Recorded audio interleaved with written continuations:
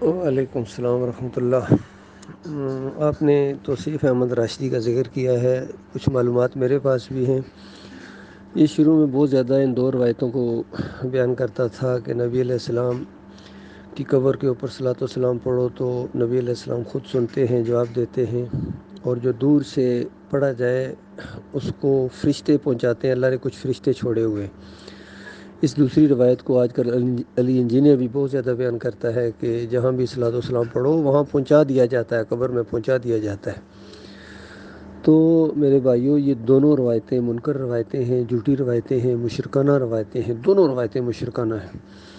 تو اس انداز سے جب توصیف احمد راشدی کے شرک کے اوپر انگلی رکھی گئی تو کچھ عرصے بعد اس نے کہنا شروع کر دیا کہ ہاں، یہ جو قبر کے اوپر آ کے صلاۃ والسلام پڑھنے والی روایت ہے یہ صحیح نہیں ہے۔ اس کو وہ مان گئے۔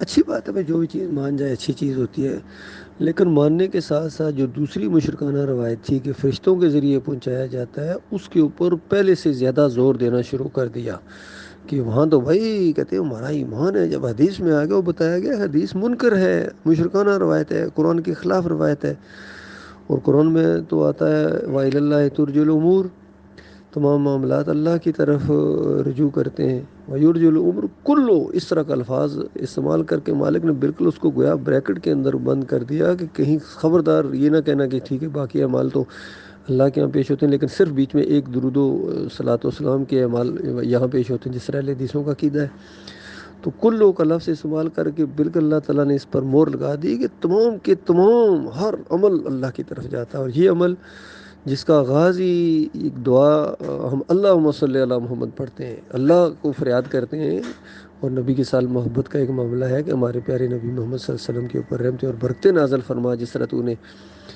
ابراہیم اور ان کی آل کے اوپر نازل فرمائیں۔ تو اللہ تعالیٰ ان دعاؤں کو سنتا ہے، اور نبی علیہ السلام کے درجات بھی بلند ہوتے ہیں، اور پھر چونکہ ہم نبی علیہ السلام کے لیے جب دعا کرتے ہیں تو ماتھا ٹھنکتا ہے کہ ہمارے نبی اللہ کے ساتھ شریک نہیں ہیں بلکہ محتاج ہیں، بے نیاز نہیں ہیں۔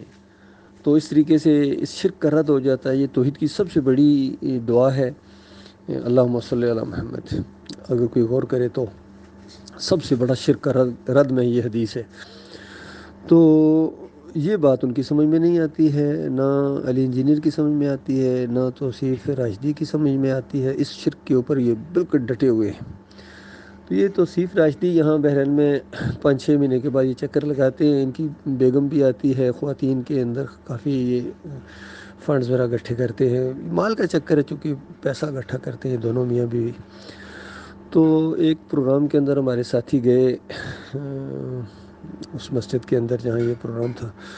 مجھے تو خیر یہ منع کر دیتے ہیں کہ ارشد کو نہ لانا ساتھ۔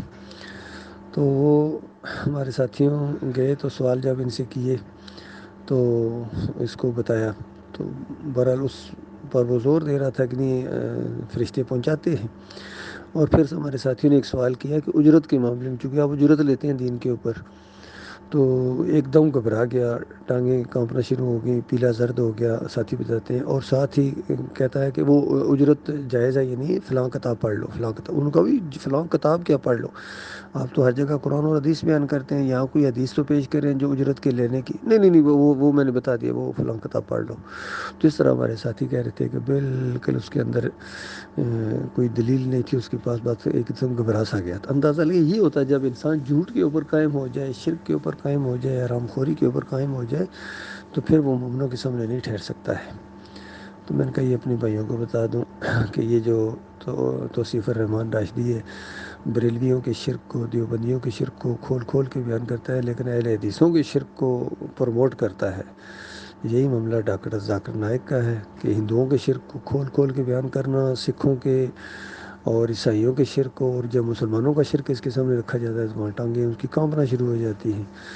اپنے مسلمانوں کے بتوں کا دفاع کرتا ہے، اور ہندوؤں اور سکھوں اور عیسائیوں کے بتوں کو توڑنا، یہ کوئی دینداری نہیں ہوتی ہے، بلکہ یہ فریبکاری ہوتی ہے۔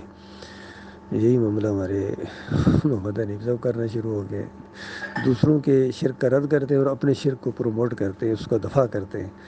یہ بہت بڑی جہالت ہے اور بہت بڑی بدبختی ہے بھائی۔